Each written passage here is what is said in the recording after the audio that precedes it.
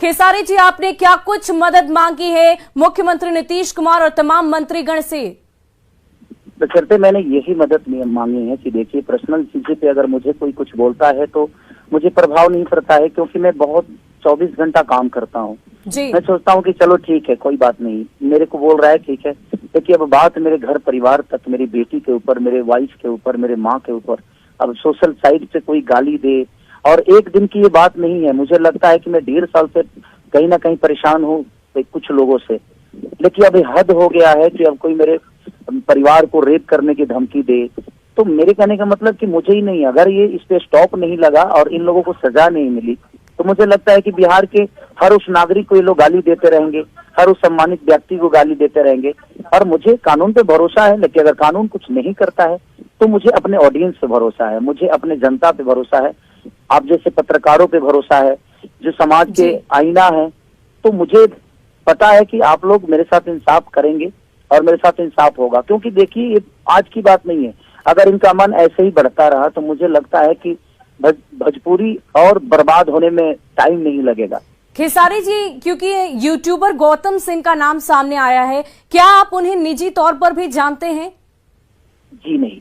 मैं उनको निजी तौर पे कभी ना कभी बात किया उनसे, और ना ही मेरा उनसे कोई लेना देना है, और ना ही कभी मैं उनसे मिला हूँ, और ना ही कभी उनसे मिलने की प्रयास की मैंने, क्योंकि मेरे पास काम इतना है कि मैं उसी में उलझा रहता हूँ।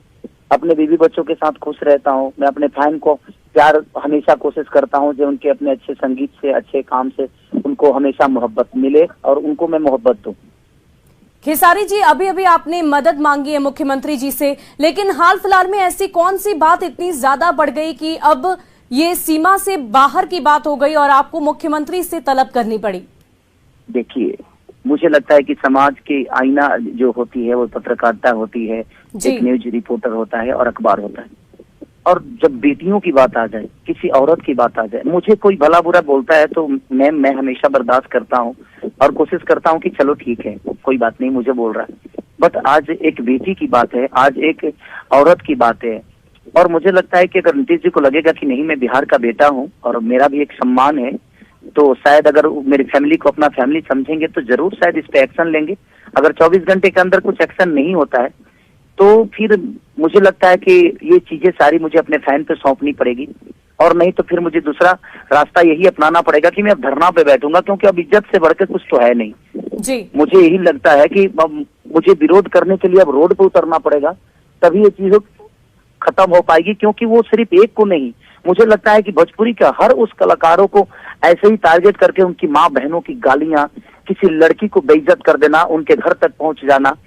और सोशल साइड पे बताइए पूरी दुनिया अगर ये सुनती होगी तो भोजपुरी के बारे में उनका क्या ओपिनियन होता होगा कि भोजपुरी के लोग ऐसे ही होते हैं, इनकी ऐसी मानसिकता है। तो सिर्फ वो मुझे ही